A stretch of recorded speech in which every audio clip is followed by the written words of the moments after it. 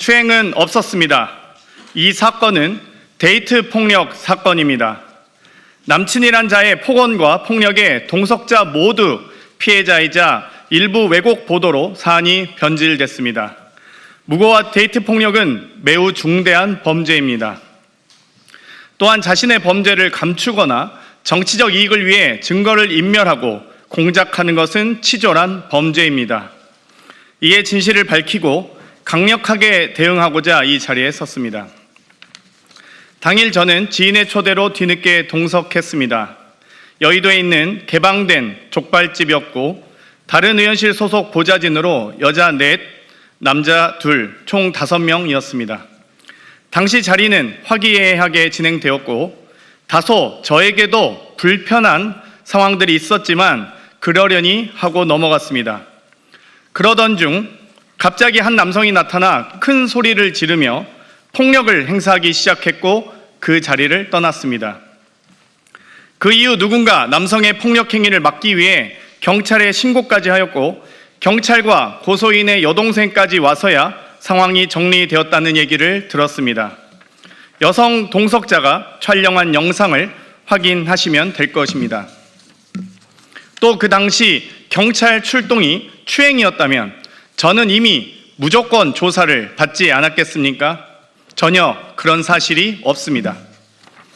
다음날 당시 동석자들과 연락을 주고받았고 동석자 중 A씨는 어제 너무 즐거웠다. 불미스러운 일이 있었지만 고소인 남자친구분이 오셔서 소리 지르고 그러셨다라며 불미스러운 일이 고소인의 남자친구인 국민의힘 소속 동대문 구청장 보좌 직원으로 인한 일임을 분명히 말했습니다. 또 B씨도 같이 자리해 주셔서 감사했고 덕분에 더 즐거웠다. 다음에 또 보자는 대화를 나눴습니다. 위의 카톡 내용만 보더라도 당시 주변인들이 만류했다는 고소인의 주장은 전혀 다른 내용으로 사실이 아님을 명백히 알 수 있습니다. 고소인은 그 다음날 남자친구의 감금, 폭행 때문에 출근도 못했고 동료들은 고소인을 데이트 폭력 피해자로 걱정했다고 합니다. 실제로 데이트 폭력에 대해 신고는 할 건지, 진단서는 떼었는지, 집은 안전한지 등 취재에 걱정을 해주고 고소인도 일단 신고하겠다고까지 답변했다고 합니다. 이 정황들은 모두 추행과는 관계가 없으며 당시 실제 발생한 사건은 폭행, 도찰, 데이트 폭력이었다는 사실을 보여줍니다. 이후 남친의 제보로 TV조선의 취재가 시작되었고 오히려 고소인은 기자에게 몰래 찍힌 영상이다. 영상이 공개되면 고소하겠다라며 피해가 없었다는 취지로 말했습니다. 이는 고소장의 추행 주장과는 정면으로 배치됩니다. 그 이후 남자친구는 여성 비서관들에게까지 전화하며 위협을 가했다고 들었습니다.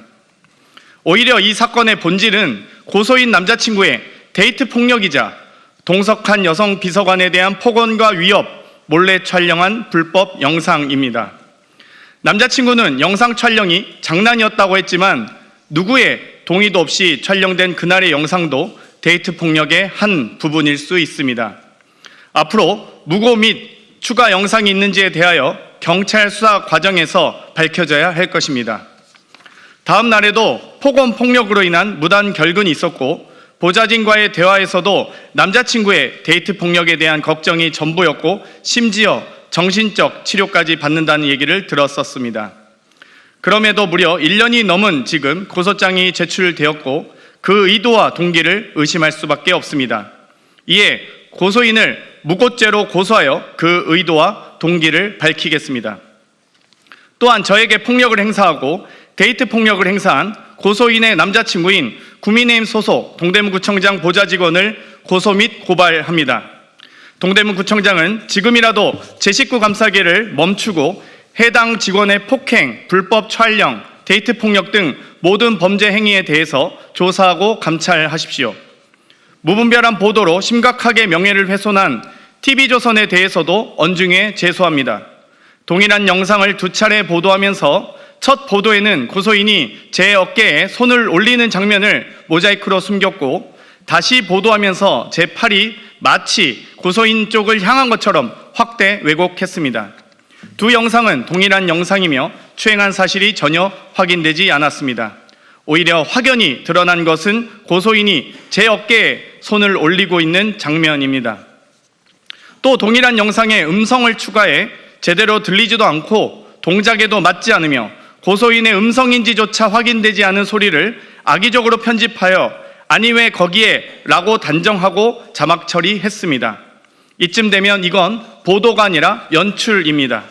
영상 판독 등 가능한 모든 수단을 활용해 진실을 밝히겠습니다. 최초 진술을 들은 TV조선 황모 기자도 증인 요구하겠습니다. 기자로서 양심이 있다면 당시 고소인과의 통화 녹취를 공개하시기 바랍니다. 또 취재 중 데이트 폭력을 충분히 인지했을 텐데 데스크에 보고는 했는지, 어떤 경로로 묵살한 것인지 여부에 대해서도 밝혀주시기 바랍니다. 더불어 저로 인해 정신치료를 받은 것처럼 보도한 동아일보에 대해 언중에 제소합니다. 해당 치료가 남친의 데이트 폭력으로 인한 것이었는지 진료 기록과 내용부터 경찰 출동 일지부터 확인하시기 바랍니다. 고소인의 허위 주장을 무분별하게 보도하거나 근거 없이 기자의 뇌피셜, 상상으로 보도한 부분에 대해서 언중이 제소 등 가능한 모든 조치를 취하겠습니다. 지금까지 고소인의 입장에서만 보도하신 만큼 추행은 일절 없었고 데이트 폭력만 가득했던 대화를 지금까지 보도한 만큼 꼭 보도해 주시기 바랍니다. 한 사람의 인생과 삶과 명예를 무너뜨리는 것은 매우 중대한 범죄입니다. 이미 증거는 충분합니다. 저는 무고, 폭행, 데이트 폭력, 불법 촬영 등 모든 불법에 대하여 민형사상 책임을 끝까지 묻고 진실이 규명되도록 무관용의 원칙으로 가능한 모든 조치를 다하겠습니다.